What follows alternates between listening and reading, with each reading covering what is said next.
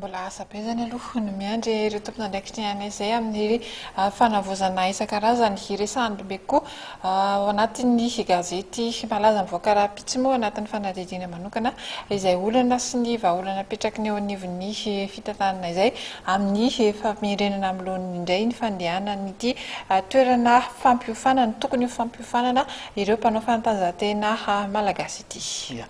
Izay ny amin'iny fa hivantika eo amin'ny taranja hazakazaka lavitra sika na ny marathon ho teaterahana rahampitso alatsinainy atsy amin'ny Nosy-la-Réunion ao amin'ny tanànan'ny Saint-Benoît ny hazakazaka lavitrezaka amin'ny fampitohy tsy toy ny marathon fa hitantsika hatramin'izay fa dia atleta folo mirahalahy no andray anjara amin'izany faninanana izany ka dia mifampitohy araka ny anarany no anatanterahana ny 2.7 kilometatra.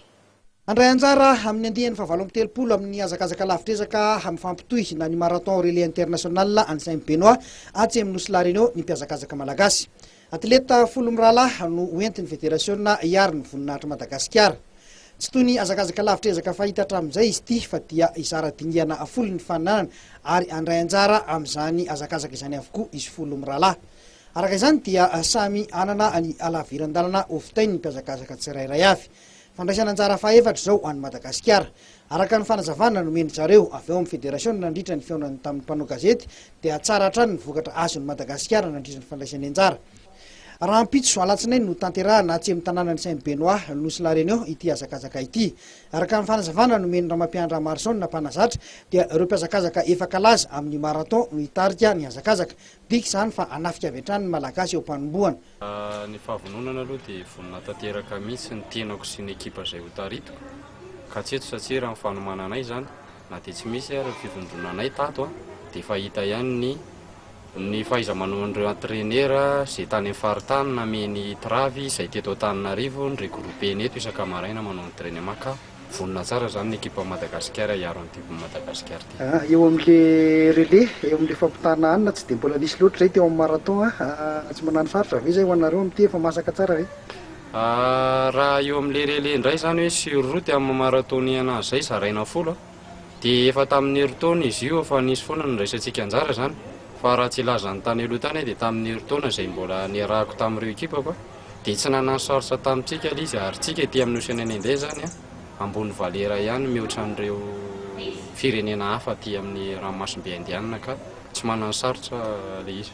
Ny fahavononana moa efa nisy ny fanomanana natao teto toerana dia tsy maintsy efa vonona ny aleoma rehetrarehetra dia ihany ary ny fanomanana somary fohifohy izany ny anay noho ny toe-javatra misy eto amin'ny firenena tsy hoe vitan'ny atletisme marery ihany fa noho ny andraikitra asa hanina dia tsy maintsy zarazara ny anao zao eo amin'le 4 kilometra nandraisanao anjara?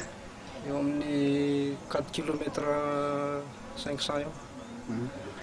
Manao ahoana ny tetikady hoentina zany amin'io raha manao manokana satria anao zatra an'le 42? Io moa efa nisy fanazara-tena natao zany noho ny izay distance amin'le course zay dia noho izy hoe le monté mihitsy zany dia somary novaina kely ny entraînement dia efa vonona. Ireto avy azy izy folo mirahalahy izay hiatrika izany faninanana izany. Ny hazakazaka voalohany dia Rakotoarmanana Hertina avy eo amin'ny Kosova hazakazaka 3 kilometatra sy 500. Ny faharoa dia Irakotondra Sofilizansa avy any amin'ny Krona Tsirabe izay amita ny 4 kilometatra.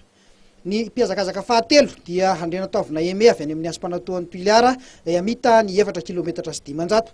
Ny fahaefatra dia Mampiraotsy avy amin'ny Kospoenina Boeny izay hazakazaka 4 kilometatra sy 900 ary ny fahadimy dia Andriamparany Ajanodrina izay hazakazaka 4 kilometatra sy 900 avy amin'ny Kosova izy ary ny fahenina dia Itata Vincent avy any amin'ny ASPI any Orombe 4 kilometatra sy 500 ary ny larana fahafito dia Andria Mahafaka Emilia avy amin'ny Kospoenina Analamanga 4 kilometatra sy 700 ary ny hazakazaka fahavalo dia Ralay Armanana Hervé avy any amin'ny SO Analotra Mangoro 4 kilometatra sy 300 ary larana fahasivy dia Razafinjoany Velotojo avy amin'ny 3FB Analamanga amita ny 4 kilometatra sy 700 ary larana fahafolo farany dia Ramarola Bonifasy avy eo amin'ny Kosova Analamanga izay amarana ny 3 kilometatra sy 500.